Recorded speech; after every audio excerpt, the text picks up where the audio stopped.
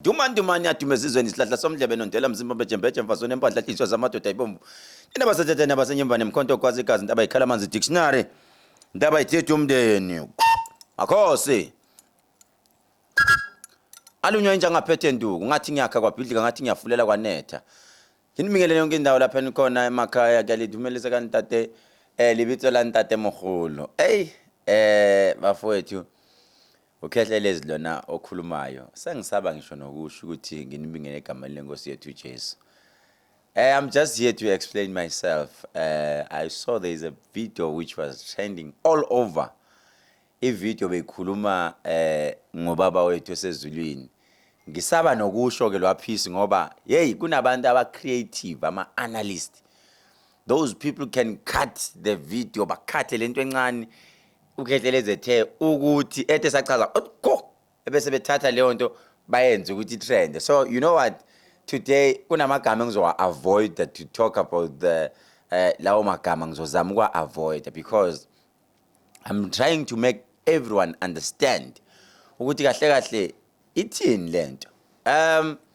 The first video siyibonile lapha na kumzansi Magic on show ye Black Conversation which was sponsored by Stout, Milk Stout. Lapho bengikhuluma khona no Jackie Famutse. I was talking no Solomon Izinga. I was also talking no Maponga. And also no Sisi ngimkhohliwe igama lakhe uSisi lo munye. The chubby one, can I say? Sorry if it's an offend. Lapho ikhuluma khona ngoJesu ikhuluma ngezwe. Ake sikhulume iqiniso bafethu. First one. Yini sethwalo? Ngichaze from lapho. Ngizama ukuvala imlomo abantu bonke abakhuluma abathanda ukuthi uthwele isethwalo. Asikhulumeni ngesizulu. Silikhulumeni iqiniso ukuthi yini sethwalo?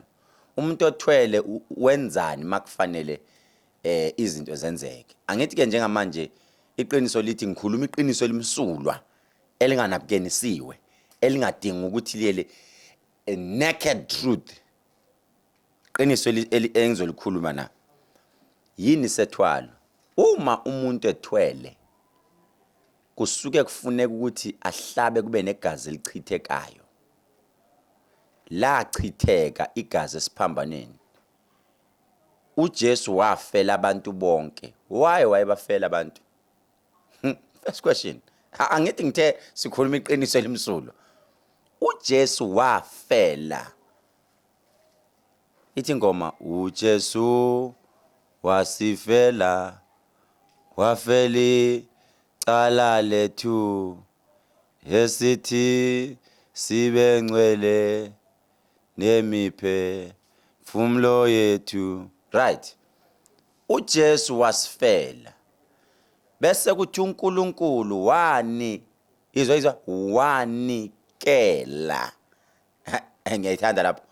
Wanikela ngendodana yakhe eyodwa. uAbraham uthi mayihamba nomfana wakhe. Umfana kaAbraham uthi baba ngiyawubona umlilo. Baba ngiyazibona inkuni. Akaqedele lo munye ngicela ubhale nje la ku comment. Baba ngiyawubona umlilo, baba ngiyayibona inkuni. Khulumani iqiniso phela. Angithi nina niyalazi iBhayibheli kakhulu more than mina I didn't go to Bible school.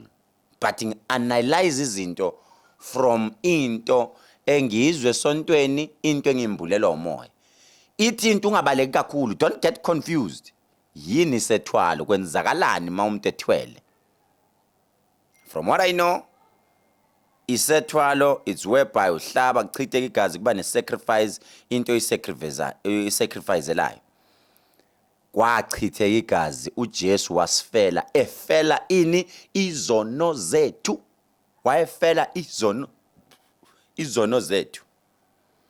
Yini isethwalo? Hey madoda ukhona umuntu ongizwayo ukhona ongangizwa manje.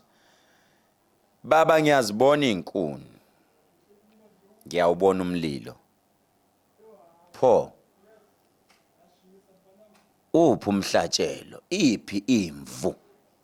Isikhathi esiningi umuntu mayethwaliswa noma eyothwala kusetshenziswa imvu noma kusetshenziswa umuntu wasemndenini oyigazi lakhe. Are you telling me ukuthi siphila emhlabeni la kwachitheka igazi khona lo muntu ukuze thina siphile, ukuze izono zethu ithethelelo? I'm asking you ekhaya. Ake siye ukuzonda uKhehlelezi but analyze la. Are you telling me ukuthi maybe abamhlophe abaphesheya base Egypt amazwe la aphesheya eJerusalem ukuze babe rich njengoba babe rich be own ama oil companies, mining, golide yonke into. Are you telling me ukuthi sasenzela bona kuze kuchitheke igazi? Why are we poor? Hey, ngiyazi ukuthi kubhlungu but umuzi uthi kungenzeka ukuthi siphile ezweni la kwachitheka khona igazi thina singazi. Dalichithekelana igazi? Ngicela ukuthi mawungena ku YouTube lento uyibona noma la ku TikTok, don't be too personal. Let's just have a general conversation. Ngiyamthanda umuntu ozokhomenta. Angifuni umuntu ignorant. Umuntu ignorant, umuntu ongazi nix. Othatha i-challenge ayithathe too personal. Don't be too personal. But if you want to challenge me with the facts. Don't be angry. Don't take that frustration. Ungayithathi frustration.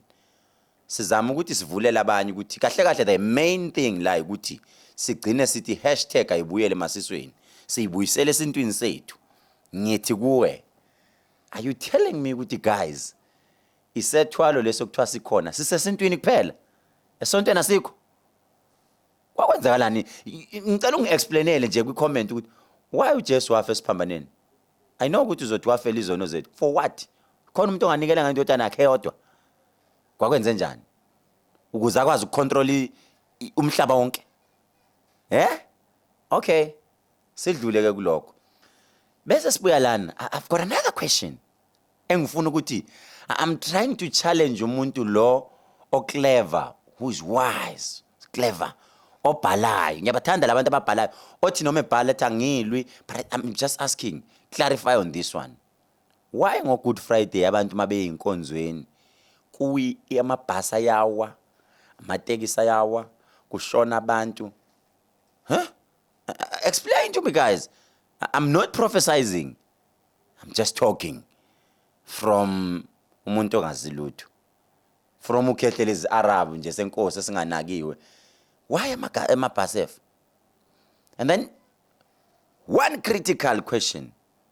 Why magcotshwa abantu abaphezulu phesheya kwamazwe noma ko Ghana noma ko Nigeria noma kupha ngazi noma la eAfrica noma yenzeka la uthola ukuthi bazofaka ama ring enga understand noma bazofakwa izinto bagcotshwa izinto kusuku abantu le phesheya bezwe.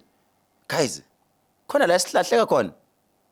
Ngicela ningitshele man, khonto la engayi understand. Umbuzo engizokushiya nawo uzothiwa na i-Illuminati joina kuphi lapho esontweni? Ingena kanjani? Ibisingena kanjani? Ngifuna ujule. Why njalo isintu singafuneki kodwa kufuneka lo nkulunkulu? Are you telling me that maybe we are being controlled by leliya gazi lachitheka ngale ndoda leya? Sazi bengibuza nje bengidlula nje bese ngikushiya nento eyi1 ethi bafowethu sivuleni amehlo manje, sivuleni ingqondo. Sivuleni amehlo, sivuleni ingqondo. Izinto zethu zesintu powerful. Inkinga ikuthi sigxekana sodwa. Sigcine singasazi oku-right noku-wrong. But izinto zakithi powerful and izona ezilidayo. Izinto zesintu izona ezilidayo because ukuze kufuneka igazi iqala la esintwini ukuthi kunamakhambi ayisesuka asetshenziswa ahamba afuna igazi. Going back to eka 6 million. Uma Nkosi yami ithe mayifika kweni yahlala kabi yobe, but I was telling the truth. Qiniso elimsulwa nje. Mina le ayilingani.